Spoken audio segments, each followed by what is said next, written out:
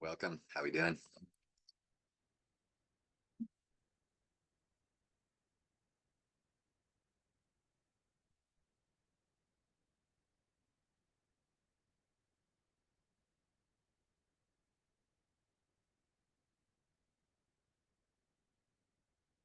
JJ, how's it going? Welcome everybody. It's a little late on my post tonight, so give it a few more minutes.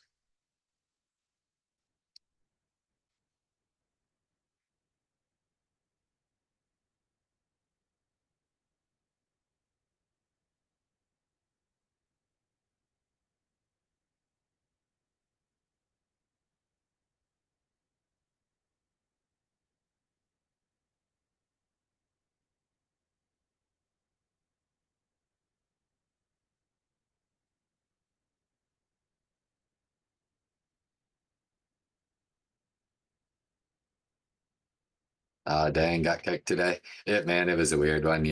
I mean, this sell was nice, but it was, you know, market looked like it had some strength, but unfortunately, this was when Fed speakers started talking, started to be tariff talks again, and we know how the market reacts to that. I mean, it ended up being a pretty dang, I mean, not like some of the insane sells that we've had, but flush over 1%, 1.2, 1.25% in an hour on what had been shaping up to be a pretty strong day. I mean, I was trading it long for sure, and until really started reading what the Fed speakers were saying, I started looking more short after that. But a day that was easy to get cooked on, that's for sure. Plus, again, just another massive move day on SPY. You get $5 down first thing, then you turn it around and rip it straight into a $10 rip, turn that $10 rip into, a $7 dump, and then run it back up $5 into close. I mean, there's uh, it was mayhem today. When SPY makes like, $40 or $30 a movement in a day, uh, you know, it's pretty wild. George, you're gonna do some rage trading tomorrow. Good for you. Send it. Tomorrow, I'm pretty. Oh yeah. They were talking. They were talking. Always a pain. I'm pretty curious to see what's gonna go on tomorrow myself. You know.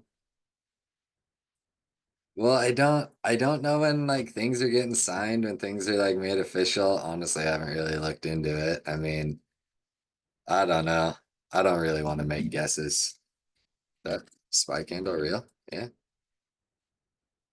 I don't want to make guesses what I think would happen. I know that, uh, a lot of people are saying that tariffs aren't good, so I would think that we'd sell, but then with this market, we'll probably go on a face rip. Welcome, everybody. We'll give it a few more minutes.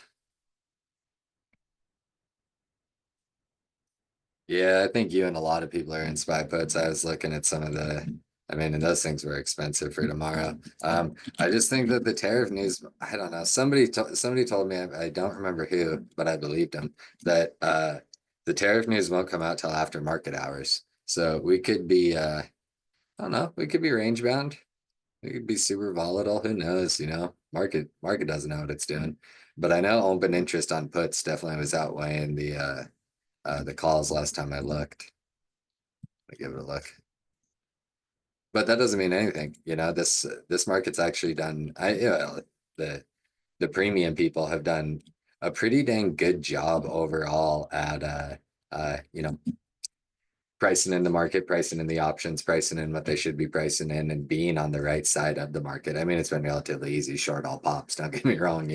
But yeah, definitely some bigger volume on the put side there today. Makes sense with that nice sell midday.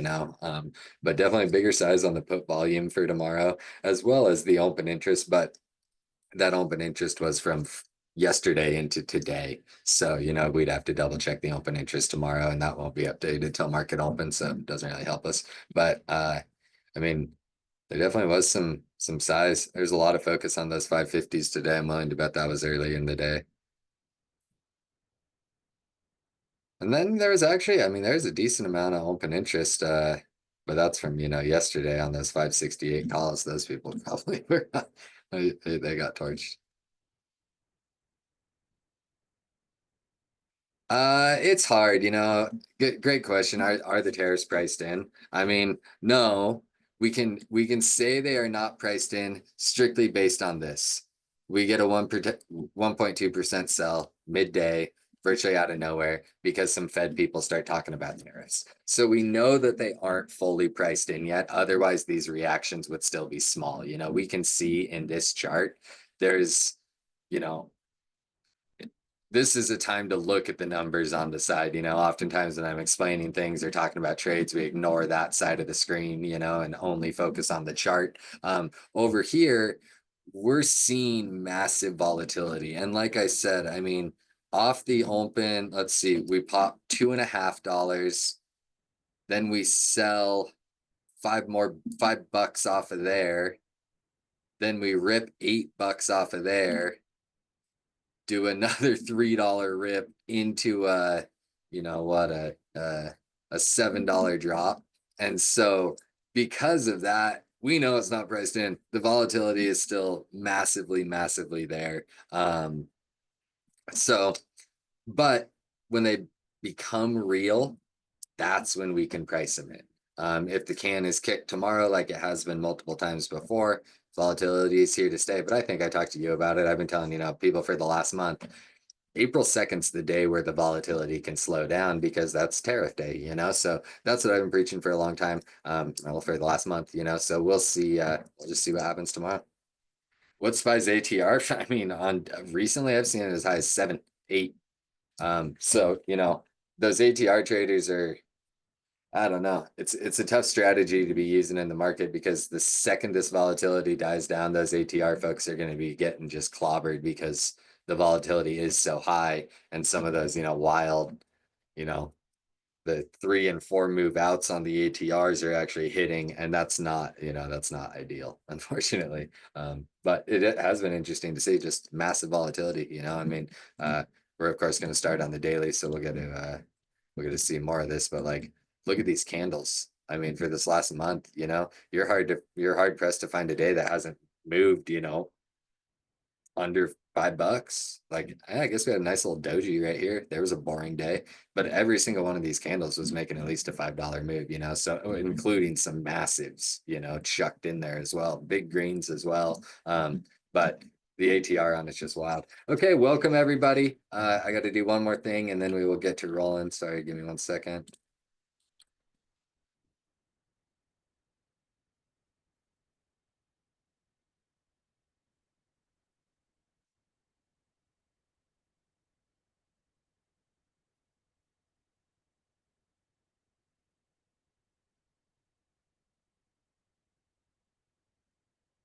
Second.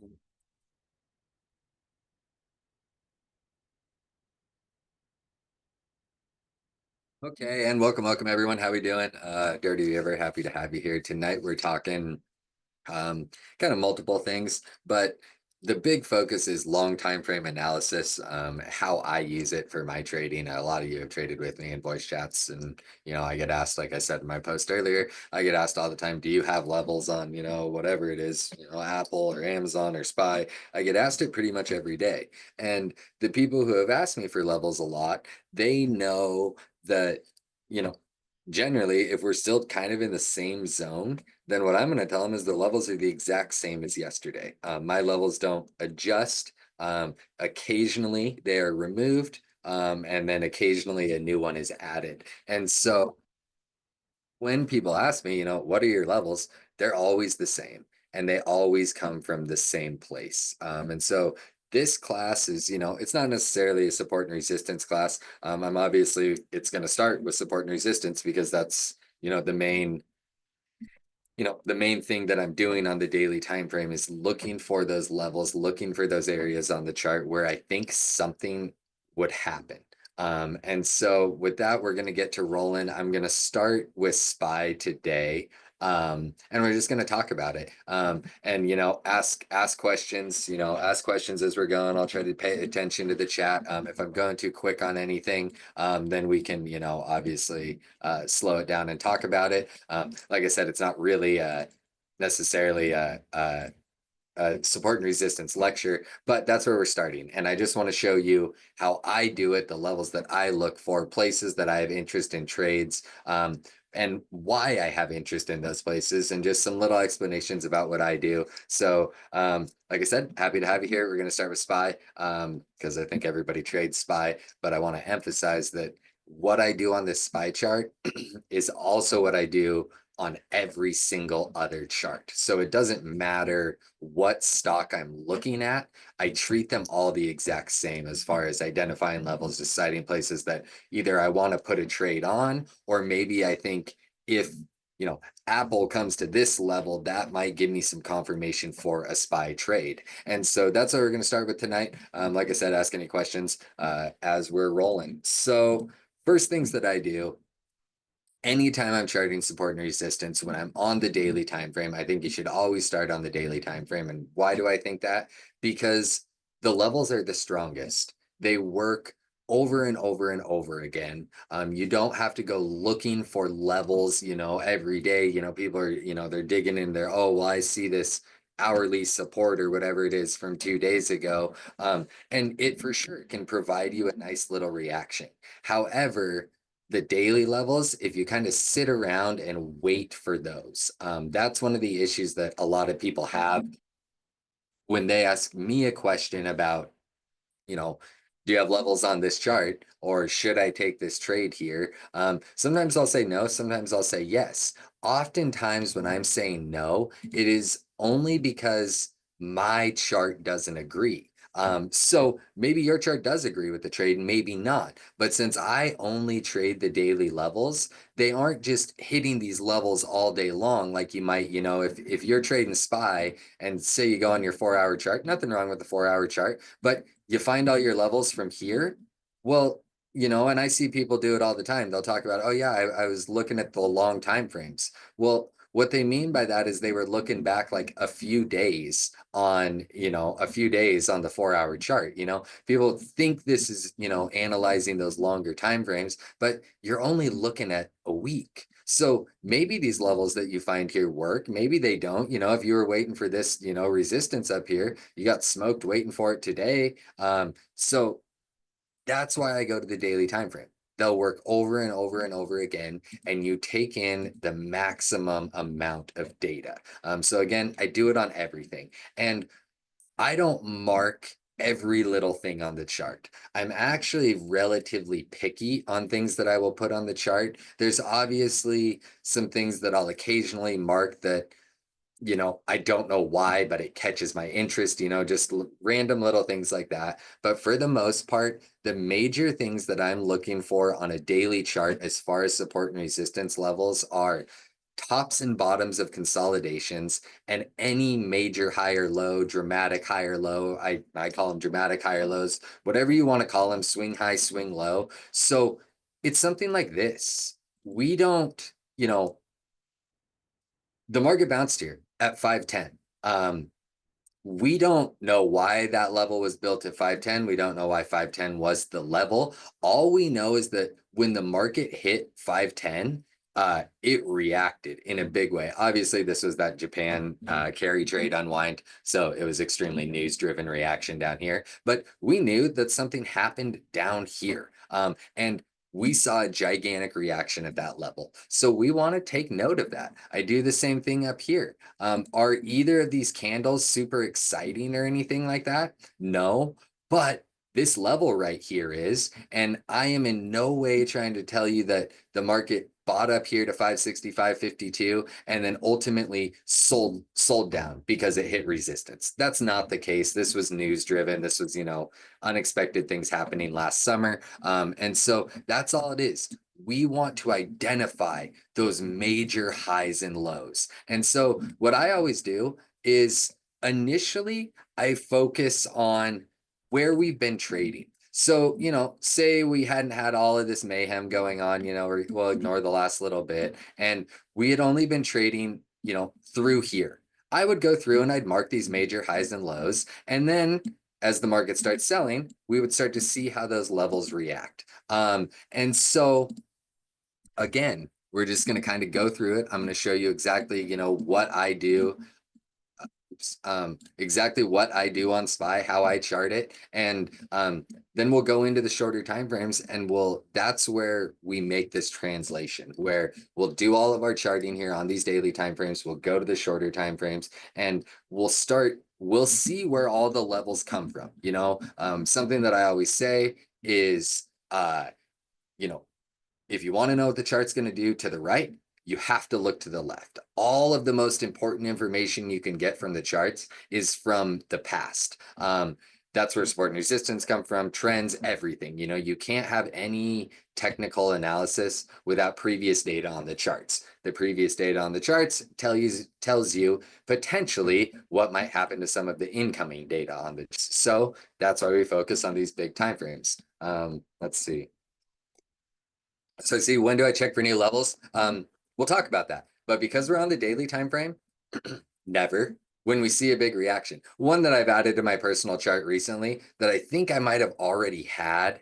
Oh no, I had this low, obviously, dramatic low. We took a big old rip off of there. And I added this. And so we're going to talk about that here in a second once we get through this charting. But I added that, and we'll talk about why I like that. Raphael, I wish they never failed. They do on occasion, that's for sure. News-driven price action can absolutely turn into support and resistance. This is a little off topic, but this is we're going to keep this kind of broad tonight. Something that I love to do is on a very dramatic candle. Your CPI candles, your FOMC candles, go look at those daily candles and start to pay attention to the highs and lows of them. And you always want to be cautious looking at one daily candle and getting information from it. That's why I personally don't trade, named candles or anything like that. I've just seen it fail too many times. However, when you have those massive news candles, it is always worth taking note of what went on in those and identifying those highs and lows. Even we had a CPI print recently, and I just ran the fibs off of it. Maybe it was a couple months ago, and those were the levels I traded for 2 weeks. Were the CPI level, the CPI candle fibs, and they worked amazing.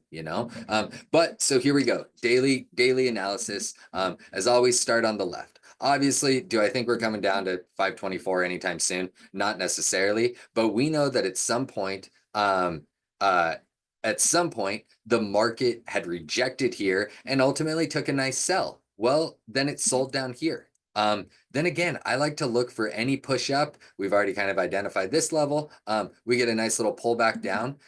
I'm not saying that us hitting, well, okay, we hit 599 and went on a face ripper. That one kind of makes sense, actually, So obviously, this is our level. And so you might have noticed while I'm doing this, I'm not even looking at what the price is over here. I'm looking at the candle, and I want to identify the candle. So we look for these major highs, major lows, anywhere we took big rejections. And then you might remember one of the things I mentioned was I like to take note of consolidations. This was a big consolidation right here, and not big, but a week long consolidation right there. I always want to take note of that. And then again, dramatic lows. We always want to take note of any dramatic low that shows up. We get a push up to here. I won't necessarily call this a dramatic high. I'm just going through the chart and talking what I would be thinking. Wouldn't necessarily call this a dramatic high. We did take a little reject. And then what actually makes me want to put this level on here is this little double top right here. The fact that the double top kind of worked, then when it broke, we got a nice push up. So again, tops and bottoms of consolidations. If we come back to these, we want to take note of them. That's it. Again, push up to a dramatic high. We've obviously already marked that one. Come down here. I would consider this a dramatic low. We're at 537, and 2 days later, we're at 554, $20 rip in a few days. Pretty dramatic low. Again, selling, buying up. We don't have the perfect double top right here, but we have more consolidation. So you're seeing something right here that is something I always take very serious note of. When I have 2 daily levels that provide me a little zone like this. I'm not talking supply and demand or anything like that. It's merely just support and resistance zone. I have a lot of interest in these. I view it as very strong resistance. We'll just zoom in a little bit. when we've, pushed back up, I am not long anywhere up here. You can see they tried, sold it, tried, sold it. I am not long anywhere up here approaching into this area. Then if we break into here, I am 100% guaranteed not long, because this is the strongest support or resistance, which, if it's up or down, whatever it is, on the chart. So you never want to be the first person in the trade coming into something major like this on the daily time frame. However, you get a break and you get a retest of it. This is where the risk reward is now good on longs. You let the breakout come, you enter here, your stop is below here. You let the support and resistance define that for you. So little side tangent there. But then again, we keep moving up. Major high. Maybe not major high, but nice consolidation high. We get the breakout, we get the retest, we push up, more consolidation. We want to take note of these major consolidations. We sell down.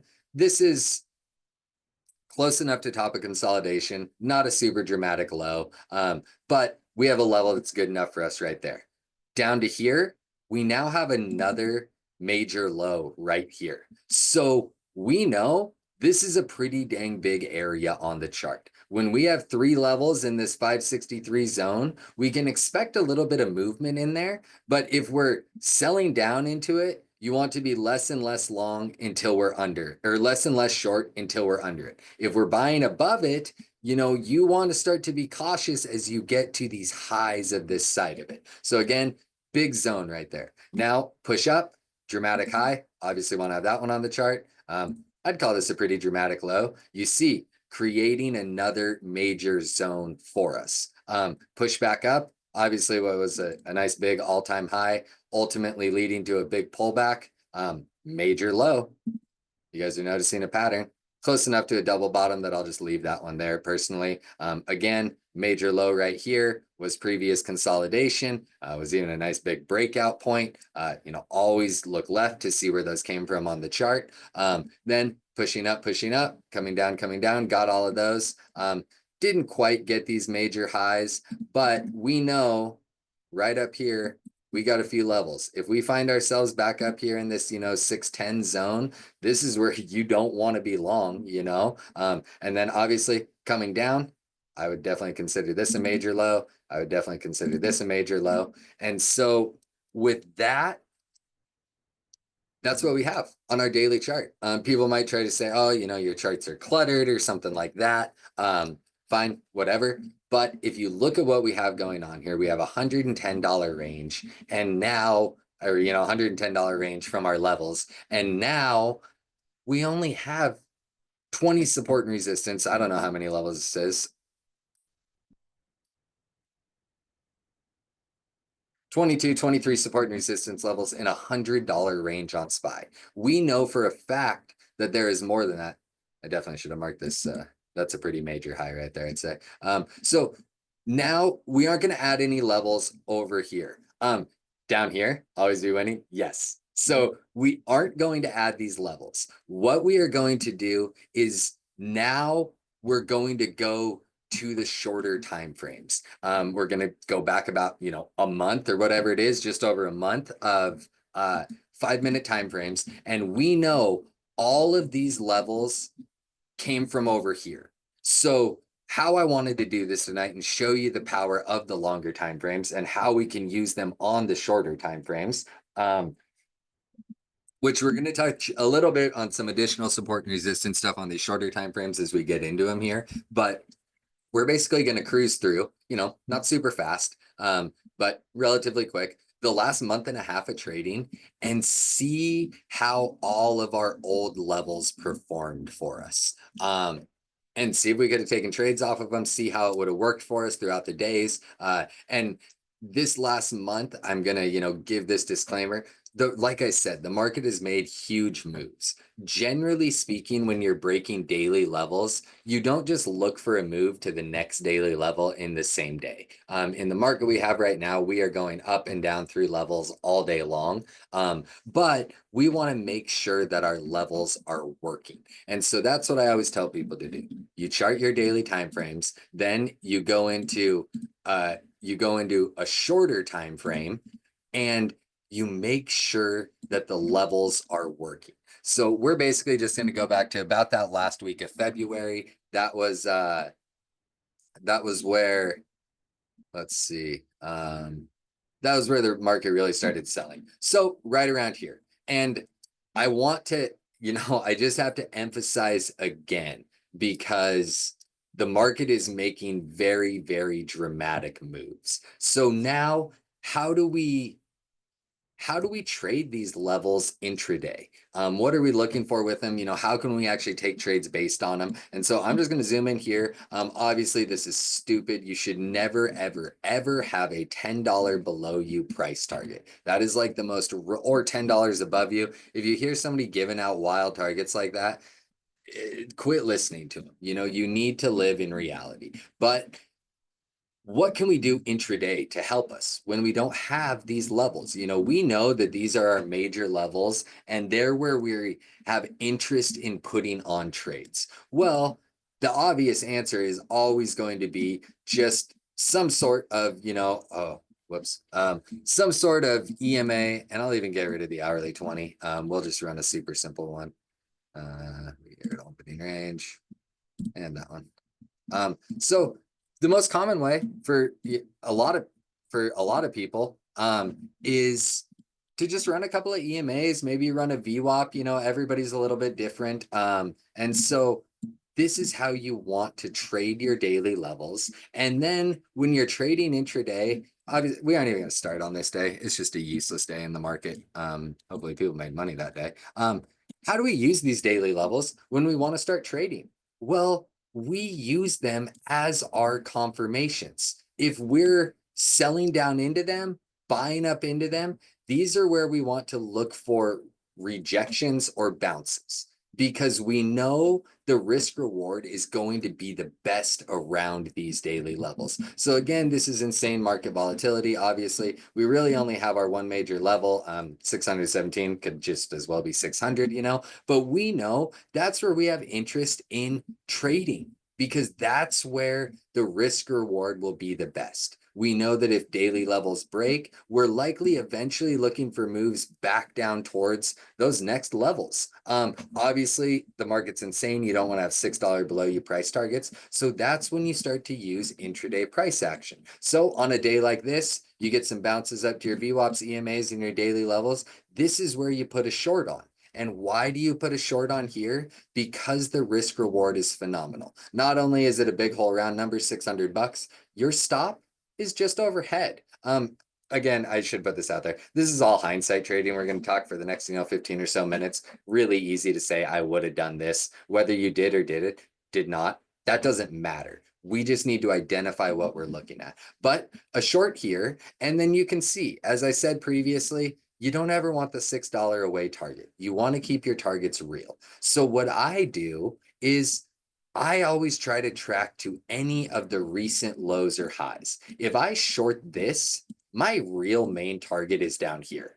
That's it. You can see ultimately it bounced right there. Sometimes it'll keep on selling, but this is your target. And you can look at this chart and you can say to yourself, okay, well, this is support because that's where we bounced.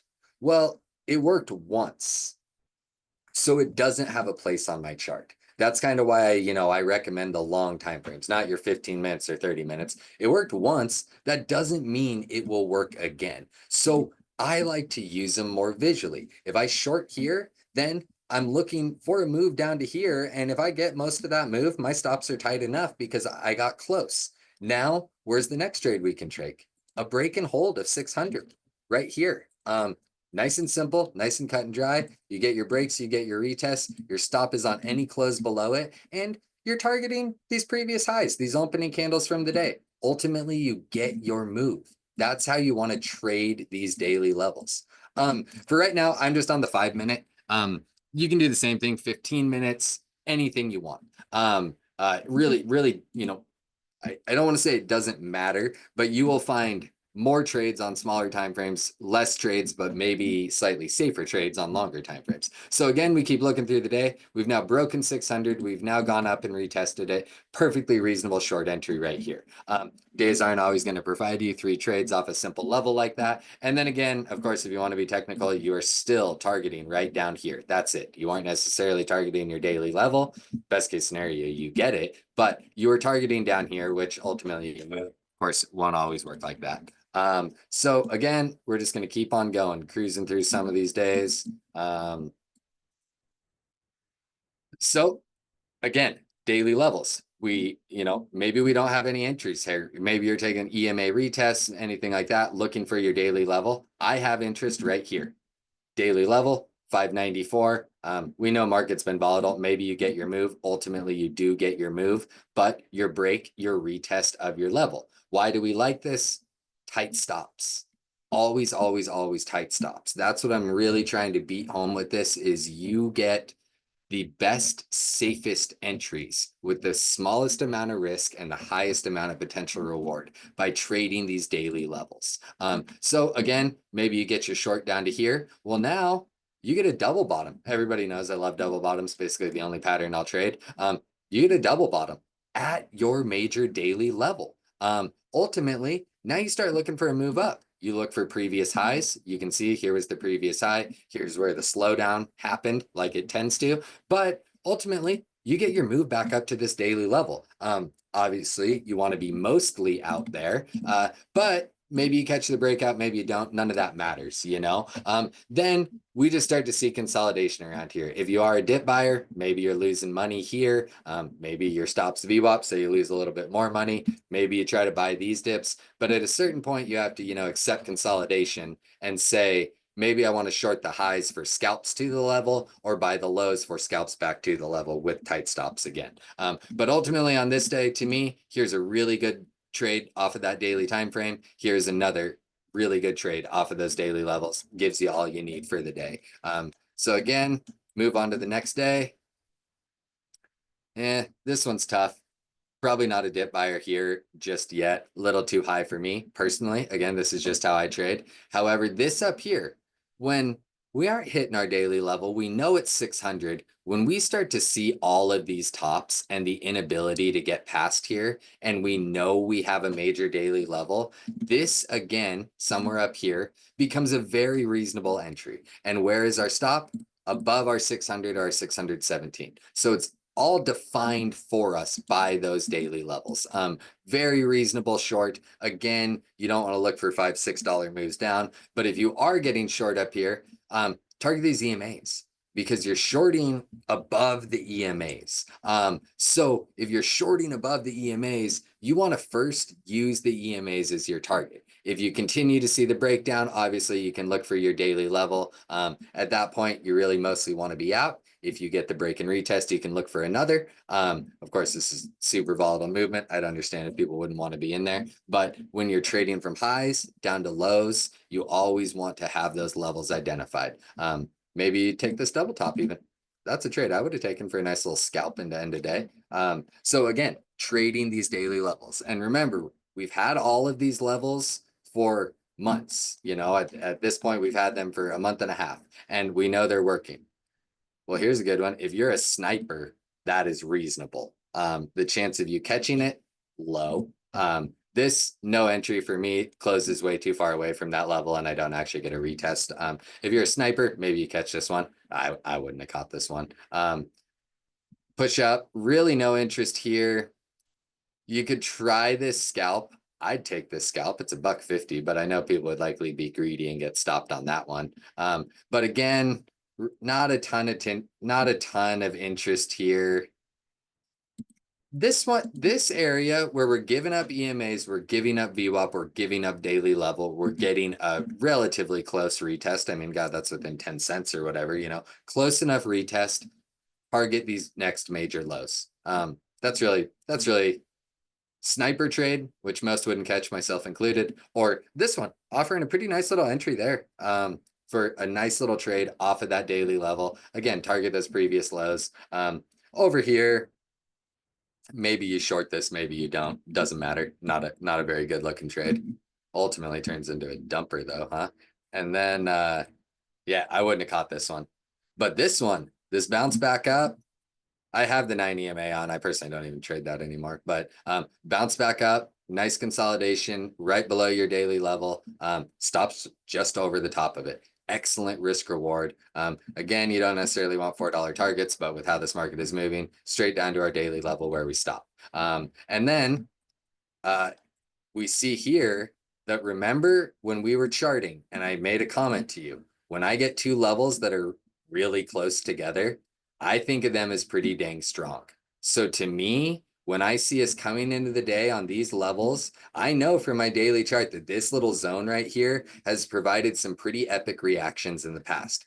I'm a dip buyer into here until this breaks. Don't know how it work out, but I am a dip buyer down to here. If I get that touch of 583.93, I'm in that trade.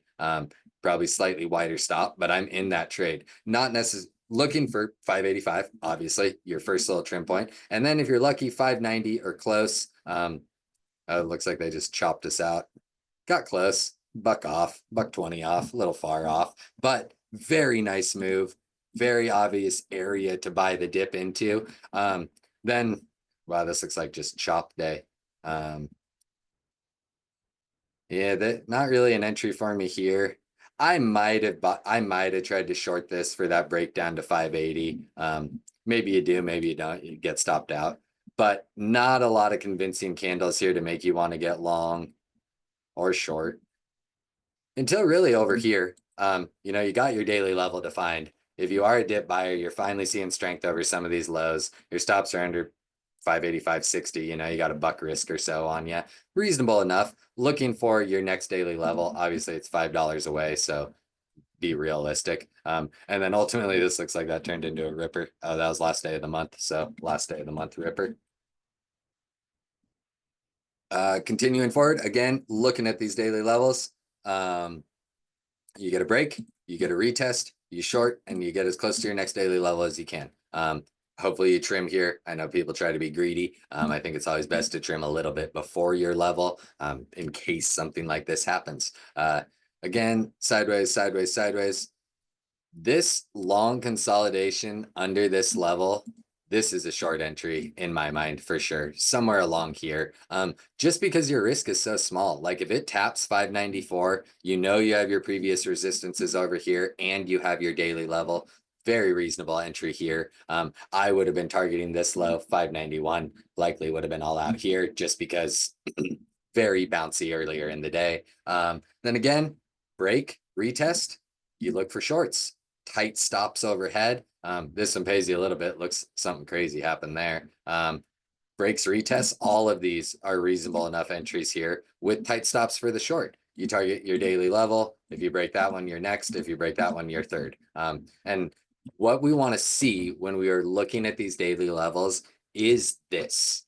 We want the market reacting at them, whether it's big bounces, big rejections, or causing consolidation. We don't care, but we want to make sure our levels are working. Of course, like I said, some of them are just getting knifed through, but then we see a little bounce, we see a little consolidation at our next one. That's what we care about. And again, you can do this on all charts, do it on every single chart, and you will find yourself having much more success. And so that's all I'm going to do. I think we went through like what, 10 days, something like that. 2 weeks is what I was trying to shoot for. So this is what I trade day in and day out. Sometimes I'm wrong. Sometimes everybody's wrong sometimes. That is what everybody needs to accept with trading is we all take stop outs. I alerted today. We took a stop out today. I'll go back and show you. I love talking about my losses because everybody takes them. So QQQ. We had taken a nice, oops. Oh yeah, I want to go to, give me a second. So we had taken this nice little sell down on QQQ. Obviously, here's my daily level. I had seen us bounce back up. I had seen us push into all of these EMAs and VWAP. I tried to short right here. And it's reasonable. We had our previous support turned resistance. We were bouncing back up to it. We had some EMAs here. I think we shorted maybe this doji candle on the close of it. And ultimately, I took my stop out on the very next candle. you know, it happens. I had enough reason to be looking short, but the market told me, hey, we're closing over these EMZs, we're closing over all of this stuff. And then also, so I watch a lot of things. I don't just watch SPY, and massive buying volume coming into a bunch of other things, bunch of stuff that doesn't matter for this lecture. There's a reason enough to get out of this. I stopped out. I took a stop out. Everybody stops out sometimes. That is just part of it, but all we can do is trade these levels. And when they tell us we're wrong, then we're wrong. And so that's what happened today. I was wrong. And then, I don't know, 20 minutes later, something like that, we hit some QQQ calls right here, catch the bounce up to these previous highs, and we're good. You just admit you're wrong, take the smallest loss that you can, and move on. So again, we're going to get into questions here in just a second. Nice. I was trying to leave us like 20, 25 minutes. I think we'll be right around there. So now we've seen our daily levels. Now we know how to trade them. So now when people ask me for levels, and hopefully I'm sure some of you have asked me for levels at some point in here. Now when people ask me for levels, you can go and find them yourself.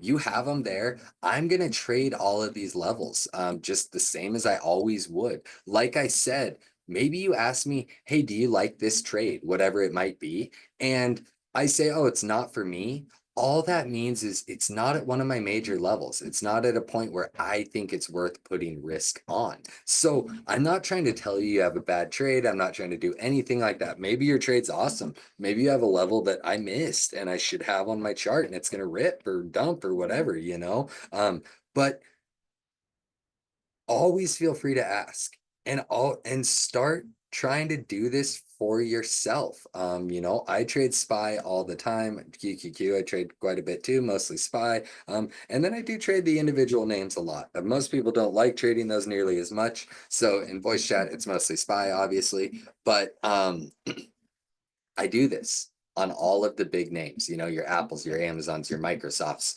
NVIDIAs, XLF, XLE. So when people ask me about a SPY trade, what I want to see, if somebody's saying calls, I want to see, Apple, Amazon, Microsoft sitting at support at a daily level where they could bounce. Then I go to SPY and I say, okay, is SPY at a daily level where it could bounce? And if SPY is at a daily level where it could bounce, then I start to say, oh, I have interest in this trade because I'm not just looking at SPY. Many people forget that, you can go chart the best daily levels ever on SPY, but if you aren't looking at the rest of the market, you're kind of shooting yourself in the foot. Of course, there's times and places where all you need is those levels on SPY. But like I said, what I do is I watch the four big names that I occasionally trade, and they're some of the biggest names in SPY. Then I also watch XLF and XLE. And the reason that I also watch XLF and XLE is because then I'm looking at a very large percentage of the stocks that make up SPY. So I have the big tech in there covered. I have the energy in there covered. I have the financials in there covered. You can watch, your healthcares and, things like that. But they just don't move the market quite as much. So when I watch all of those and they all line up at, everything sitting at a daily level or whatever it is, that is when I decide it's worth it to put risk on the trade. Because if I don't feel if I don't feel like the market is going to bounce, then uh if I don't feel like the market is going to bounce, then there's no reason for me to be getting into a SPY trade. Like if it's just kind of in no man's land, then there's no reason to be in that trade. And so what I wanted to show you, I'm working on it on I'm working on it on another chart here. Give me just one second. What I wanted to show you is what I watch on my daily levels. And let's see if I can remember how to do this.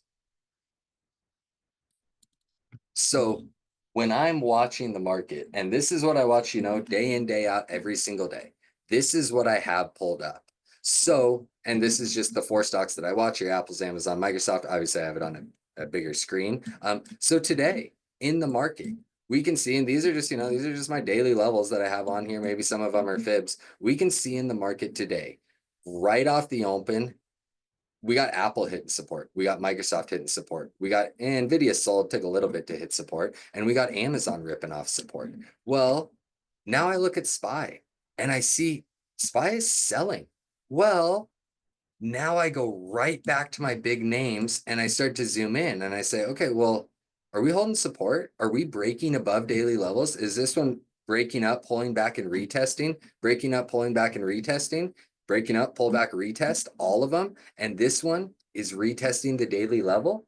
Then I know to get in this trade. We didn't catch this trade. We tried to short this trade. And then the second it broke out, we started looking long because we were able to look at these big names right here and say, all of these have broken and have pulled back to some form of support, or at least very close to support, and held it. Once we know that, we're in dip buy mode looking for the bounce. We obviously aren't looking for a $10 rip up or whatever, or whatever it is, I don't know how big it was, $8, $10, whatever it was. We aren't looking for that, but we're looking for a bounce in the market. And we identify all of that from our daily time frame levels. And that's what all of these are. You can see some of them are fibs, some of them are levels right next to fibs, some of them are just levels. We identify all of that on the daily time frame. So that's about all I wanted to do. Last thing, I should say this because you guys know I trade them all the time.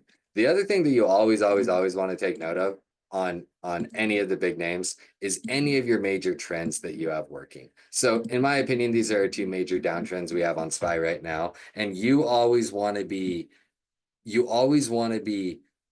cautious when you're trading around these trends. If we start to see breaks with retests, that's where we can start to get, look to get long again. And so today was actually one of those days where we also had it lining up on daily time frame trend, giving us a bounce. There is one more thing that I forgot that I meant to mention at the very beginning. So you might have noticed something. When I chart levels, it is always on the wick. I always want to be on the highest wick or the lowest wick. And some people like to chart on the bodies. For me, I choose the wick 100% of the time, because if we chart the wick, we know that is where one side gave up. We'll go, let's see.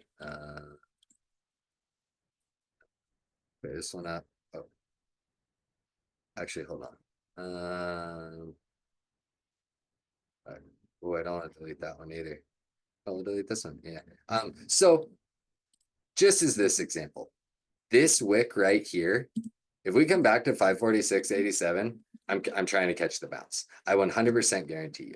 And why does this wick matter to me? Because for whatever reason here yesterday, that's where the bears gave up. So we know that is a very big level on the chart. And now we've pushed at one point, we were what, $15, $16 higher off of that level. We want to know where that happened. And so when you look at my daily timeframes, the ones that we just charted, when you look at my daily timeframes, I'm always going to be on the wicks. Or at least, if the candle closed on its high, I'm going to be on the high. I'm never going to chart based on the body. And so with that, question time. You got 13 minutes. I don't remember what you were asking there. I'll always be winning. Sorry. Yeah, Rudy. And in this market, protecting those gains has just been absolutely crucial. No, I will never. So your question, I will never switch long or short because of one candle.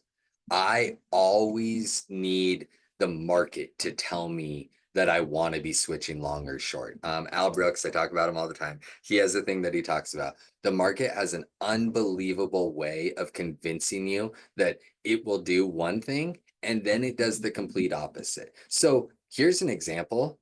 We're breaking a pre-market level. This is a nice, strong, big candle. I've got no interest long here, even though this is nice, big, strong. Maybe you're looking back a little bit, you see it's breaking some resistance. I have zero interest long here because we got one good candle.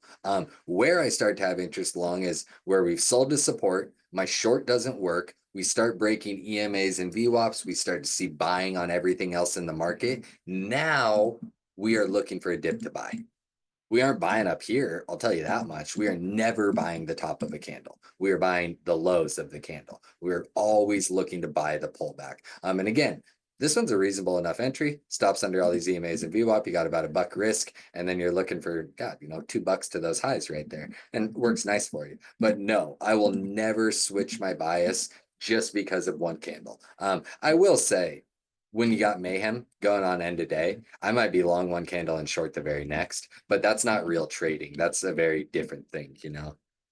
Oh yeah, you tried that 50 EMA short too. Yeah, we got smoked there. Yeah, ask me tomorrow. And I'll send you. I'll post all my XLF and XLE charts. And some of the other big names I watch. Raphael, it can. 15, 5 minute, it doesn't matter. If you're hitting a level and you're holding the level, that's all that matters. It doesn't matter what time frame you're on. I like to look at the 5 minute for things like this. We're seeing a nice little consolidation down here where we can, and where, you can be looking to buy the dip. A lot of people, I'm sure, we're probably looking short at this, maybe a bear flag, I don't know. But for me, I would have been buying this first wick below the lows right here, no questions asked. I mean, to me, this is a nice little entry because I'm going to take the entry here, and I know my stop's going to be relatively tight. Like if this candle closes down here, I'm going to take this entry for sure. There's no I'm like hold for this or anything. When was this? Oh, this was today. Oh wow. So we did take that entry as I look back at it. That's funny. But yeah, I'd always take that entry. Apparently, we did take that entry. And so I like this little consolidation. If we switch it to the 15-minute, we don't get the same amount of info. We do see that this is an inside candle, so maybe we can consider buying these lows, but we aren't getting enough info to be buying that dip right there, at least for me. Oh, well, George, there's this one. That's it. I explained it by accident, but because I just look at this previous support, we got a nice consolidation here. We know our entry is going to be around here. I scalped this, as you guys all might remember. Seven, I don't know, 27 to 37 bucks I got on this. They ran to like 300 or something, I think. But that's why I took that. And I know it looks ugly, blah, blah, blah. I get all of that. But to me, I was just looking over here. We had all this support. We were consolidating where we were supposed to. You buy calls at the lows of consolidation. Should a small account trade SPY? Absolutely not, in my opinion. How do I have my volume red and green like that showing buyers and sellers down here? This is a script I got. I think it's pinned to my tab. If it's not, send me a DM. I probably won't send it to you tonight, but send me a DM and I'll get it to you tomorrow for sure. Or this one up here is for sure pinned in my tab. Are my percentage based on percentage or levels? 100% a level. Trading based on percentages or trading based on your profit and loss is a death wish. You will stop out of trades you should not stop out of. You'll take profit when you shouldn't be taking profit. Trading those percentages is just a total death wish. You need to be entering because the chart is telling you to, and you need to be stopping out or taking profit because the chart is telling you to, not because your PL is telling you to. You have to trade the chart. You're in some 417, 125s down 80%. Well, I mean, that should have been stopped out of a long time ago. I mean, the issue at this point, and let's see, they expire what? Well, in 2 weeks. I mean, I don't know when you bought them, but you're going to need to, at this point, you're probably going to need to push close to in the money to be break even. I'm not sure how long you've been holding them, but you'll need to at least see 120 or 121 for a break even on that would be my guess.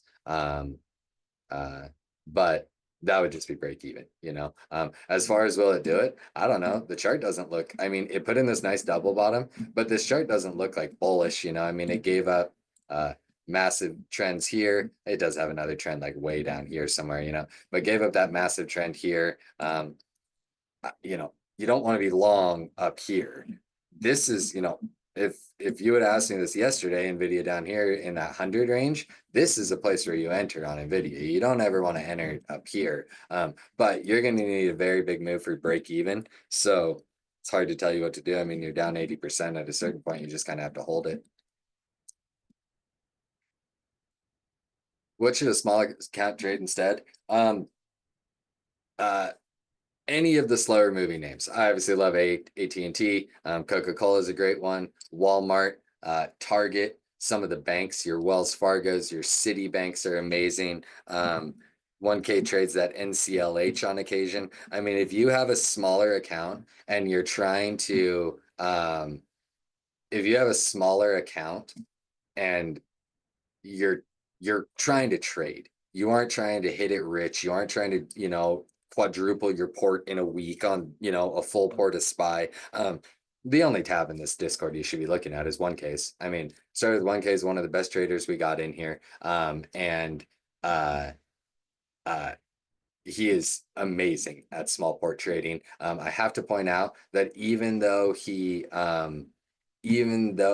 it's, people talk about it small ports, it doesn't have to be a small port. They're just a cheaper, slower moving contract. But I mean, stay away from all big name tech, QQQ, IWM, and SPY, and you will probably find yourself having a lot more success.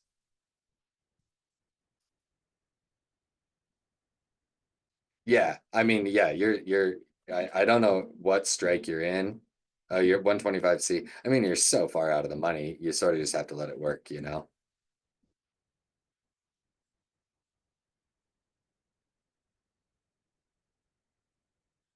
Oh, I'm definitely trying to buy while the price is going down.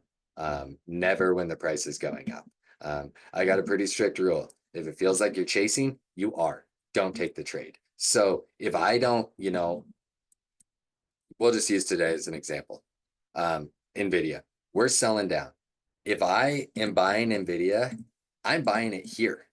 I'm not buying it anywhere else. I'm not buying it when it starts bouncing. I'm not, I am buying it when my level hits. That's it. Like no questions asked. That's my entry. Maybe I missed some entries because sometimes, maybe it never gets all the way down there, but that is my entry. So if I'm trying to catch a bounce, I'm trying to buy it on the way down.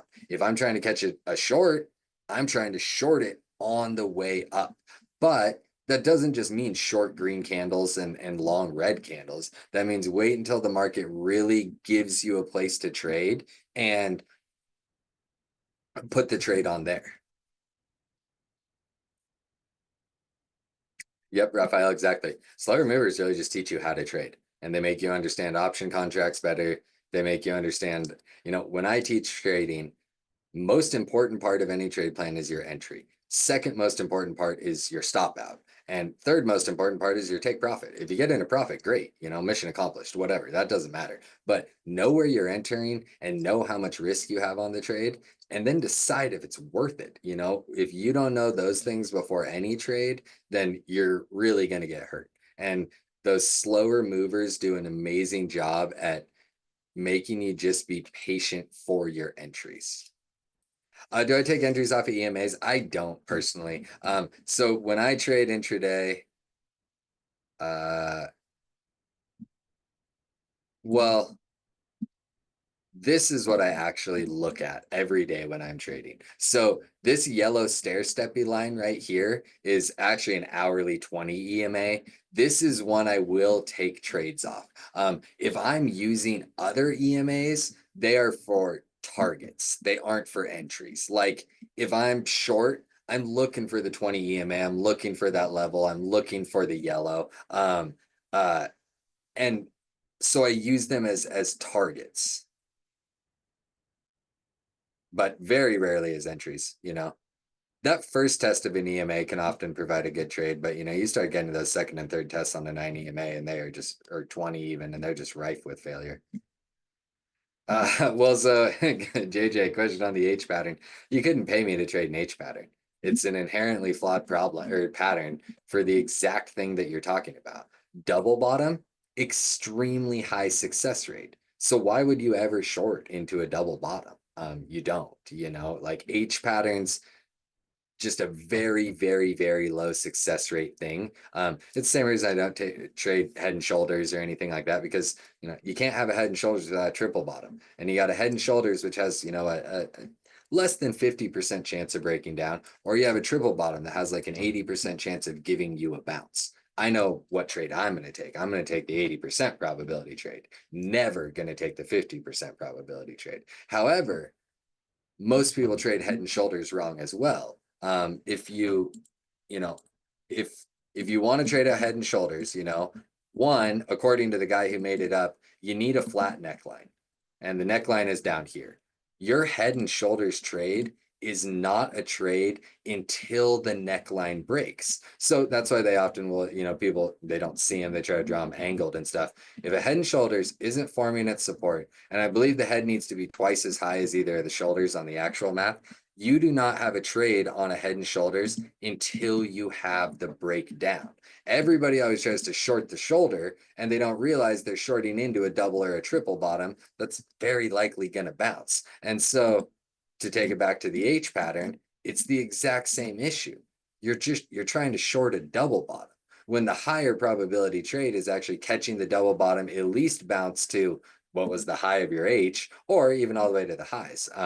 So that's why I don't trade this. And if an H pattern works for you, send it, I guess. I mean, I don't know how something so low probability can be super successful. But double top and double bottom, that's the only named pattern I trade, just due to its very high success rate.